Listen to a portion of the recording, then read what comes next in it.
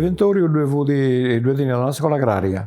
Su casa si antavosto tutto a giro, tutto a giro nortale in mano, antavosto tutto a Murone e poi andansertu tutto Solias e poi Solias a Sadanca. Devo a scuola e imparando a giovanos a inserire Lias, a innestare, a inserire Solias. E poi antavosto Castangias, antavosto meda, antavato a specie, ma ude ricco, ma Olias a migliaia, verso su 26, io non fu ancora nascere quando l'ho attivato. E in prosu su Murone, l'usanta che devo di bacco da setta, vai a di sianta sa seta alcune, comprendi.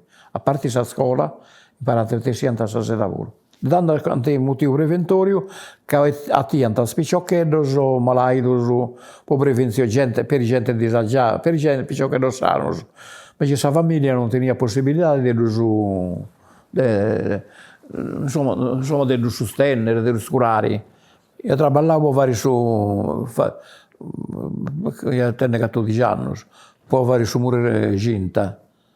Vari su mure ginta, quando non muratore, ma io lavoravo con mesetto, con su piccamolo, su, di piccamola a me, io lavoravo con. E vuoti uno sanitario, vuoti.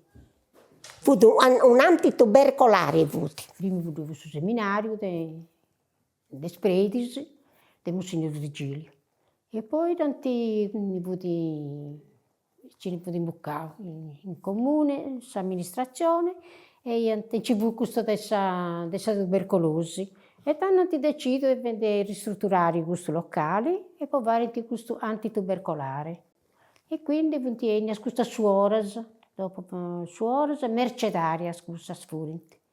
E tenivano su preventorio e su ospedali della Nusè. Vejo penso che niente scorriera di Campoidano, avere spicciocchedo, posso di biciclo. Quando due volti spicciocchedo, certo, due traballando a sfigiar de te da vicina Guvedo, buonanima, due traballare con la mia Sabobidennino, certo che mi dusu vengo. E invece se moi bis, negante la sorru.